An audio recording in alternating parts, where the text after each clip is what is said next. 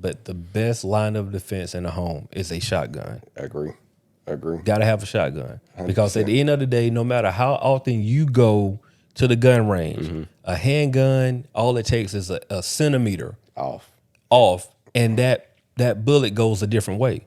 A shotgun right now, if somebody came through that door that I didn't want to come through that door with a shotgun, that shotgun gonna do this. It's gonna hit everything in that doorway. Right there in that doorway. Boom. If I pull a pistol and shoot, it's a chance that pistol can go like to the top left, to the top right, to the bottom left, miss that person.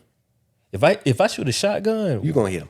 One of them buckshots gonna hit them. It might not do any serious damage, but one of them buckshots gonna hit them. They gonna stop. That's what you need for home defense. Okay. Because if somebody coming in running, like, bro, you ain't got time to be like, But I heard good stuff about a